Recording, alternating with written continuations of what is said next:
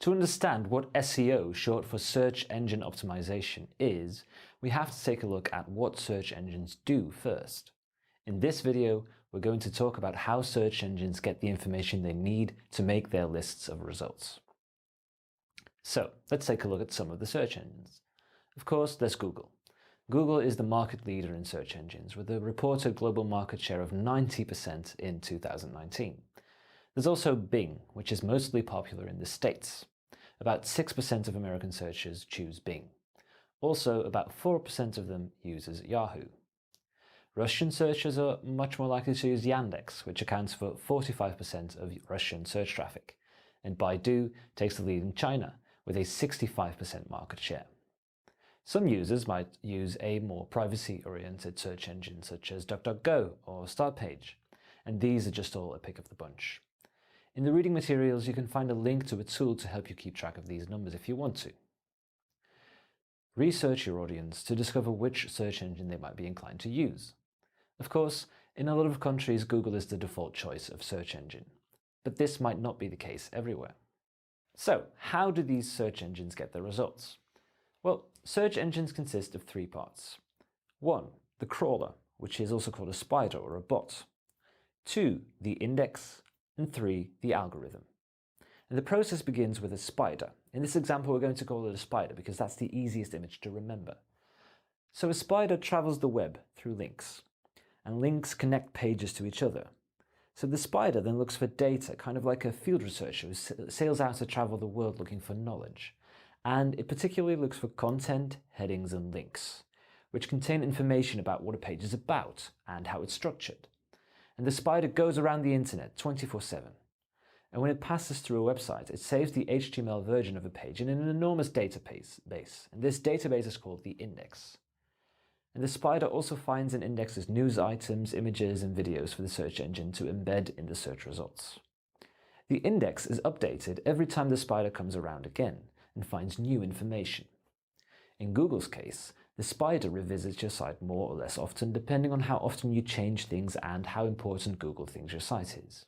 So, now the contents of the page have been put into the index, but how does that translate to ranking? Search engines use an algorithm for this.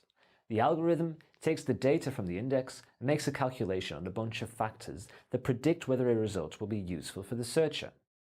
Then, it uses this calculation to see which order of pages the search engine results page should show.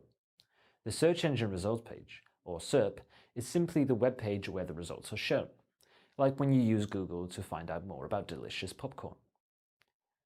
We know the most important elements the algorithm takes into account because of our experience with SEO and researching and reading about what Google says about their algorithm. For example, we know that site speed, great content, and the security of sites are important, amongst many others. But Google makes minor changes to the importance of all these different factors almost every day.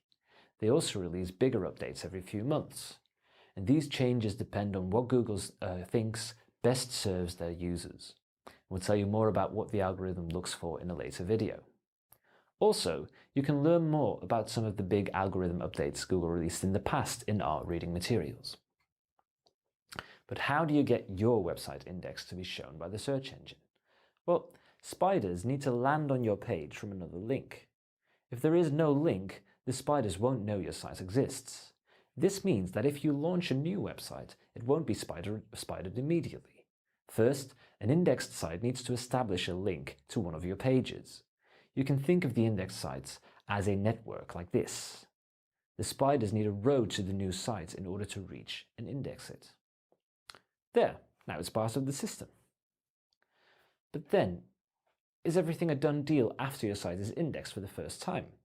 No. Spiders follow all the links on the web that they have access to continuously. This way, they can find new sites to index and change outdated information. Like we maintain our websites to stay relevant, Google never stops re-evaluating their indexing database and algorithm. While we're talking about links, both internal links, which are links from one part of your website to another part of your website, and external links, which are links from a different website to yours, have a tremendous effect on search engine rankings. This effect can be positive or negative depending on how much sense it makes. For example, a page about baking delicious cakes linking to a page about cement does not make any sense. Linking to a page about different flavors of cake frosting matches the subject. And we'll tell you more about the effects of linking in the lesson about site structure. In conclusion, these are our key takeaways for this video. 1. Search engines consist of crawlers, which are also called spiders or bots, and an index and an algorithm. Number 2. Spiders follow links to collect info about websites, which they put in an index. And search engines then use an algorithm to turn the index contents into search results.